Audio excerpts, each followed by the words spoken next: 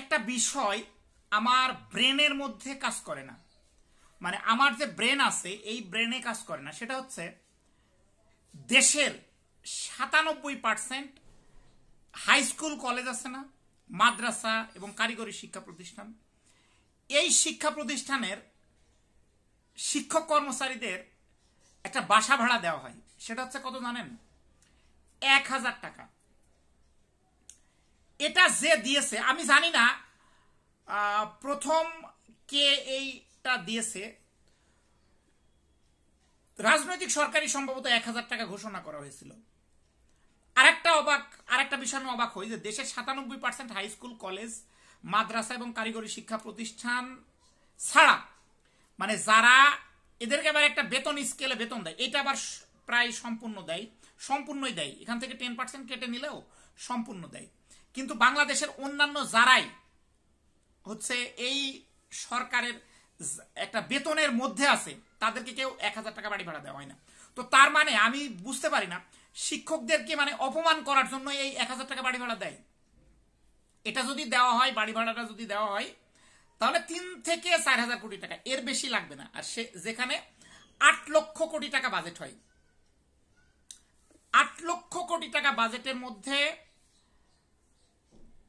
হচ্ছে 4000 কোটি টাকার সংস্থান হয় না। আবার যদি বলে প্রকল্প, কোনো প্রজেক্ট করব, তাহলে টাকার অভাব নাই। তো আমি একটা বিষয়, আমি আসলে বিষয়টা ওইটা না, আমি ভাবতেছি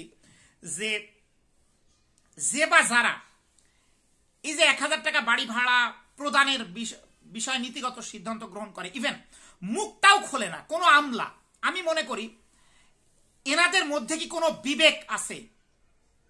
রাষ্ট্রের যে প্রধান উপদেষ্টা, আমি জানি না উনি জানেন কিনা, তো অন্য যারা আছে ওনাদেরকে যারা চালায় তারা তো অবশ্যই হচ্ছে আমার থেকে অনেক জ্ঞানী গুণী, প্রশাসন ক্যাডারের সচিব হয়েছেন, তারপরে হচ্ছে আরো অনেক, আমি তো ছোট একজন মানুষ যদিও বা শিক্ষক, কিন্তু আমার থেকে তো বেশি জ্ঞানের অধিকারী তারা। তো 1000 টাকা বাড়ি ভাড়া কোন নিয়মে, মানে কোন ব্রেনের খেলাতে, এখন তো অন্তর্বর্তীকালীন সরকার, বৈষম্যহীন সরকার, মানে কোন ব্রেনের কোন জায়গাটাতে ওনাদের আসে যে সবাইকে, মানে 97% হাই স্কুল কলেজের শিক্ষকদের এদেরকে বঞ্চিত করে সবাইকে 1000 টাকা বাড়ি ভাড়া দেওয়া হয় না। তাদেরকে মূল যে বেতন, সেই মূল বেতনের একটা পার্সেন্টেজ আছে, 40% বা 50% বা এর বেশিও হতে পারে। তো তাহলে যে আমলারা, এবং এইটা নিয়ে একটা কথাও বলে না, তো আপনাদের মানে মানুষের সব থেকে বড় যে জিনিসটা সেটা হচ্ছে বিবেক। এই বিবেকটা কি হচ্ছে ওনাদের নাই? আমার প্রশ্ন এটা। এই ভিডিওটি যে দেখবেন তাদেরকে মানে তাদের কাছে আমার অনুরোধ থাকবে যে আমলাগুলো আছে, হ্যাঁ, তো ওনাদের মানে প্রথমত আমি বলি যে বাবা মা বা যে শিক্ষাটা দিছে, বা স্কুলের বা কলেজের যে শিক্ষকরা শিক্ষা দিয়েছেন, তো ওই শিক্ষাতে ব্রেনের মধ্যে কি মনে হয় না যে শিক্ষকদের আমি কেন ঠকাবো? 1000 টাকা বাড়ি ভাড়া যেহেতু অন্য কাউকে দেই না, জাতীয় বেতন স্কেলে যারাই অন্তর্ভুক্ত কাউকে 1000 টাকা বাড়ি ভাড়া দেই না, কাউকেই প্রদান করা হয় না 1000 টাকা বাড়ি ভাড়া। তাহলে এই যে নিরীহ শিক্ষক, অসহায় শিক্ষক, এদেরকে যে 1000 টাকা বাড়ি ভাড়া দিচ্ছেন, মানে একটা বিবেক আপনাদের মাথার কি কোনো মগজ নেই? আমি সকল আমলাকে বলতেছি, সকল উপদেষ্টাকে আমি এই কথাটা বলতেছি, আপনাদের কি মাথার মধ্যে কোনো ঘিলু নেই? কখনো ভেবে দেখেছেন যে জাতীয় বেতন স্কেলে কাউকে 1000 টাকা বাড়ি ভাড়া দেওয়া হয় না, আর শুধুমাত্র এই শিক্ষকদেরকে 1000 টাকা বাড়ি ভাড়া দিয়ে ঠকান? 3 থেকে 4000 কোটি টাকা, 4000 কোটি টাকা খরচ হতে পারে। 8 লক্ষ কোটি টাকার মধ্যে 4000 কোটি টাকা আপনারা বের করতে পারেন না, অথচ হাজার হাজার কোটি টাকা বিভিন্ন প্রকল্পে পাশ করেন। আমি জানতে চাই আপনাদের কাছে, আপনাদের ব্র্যান্ডটা কি দিয়ে তৈরি?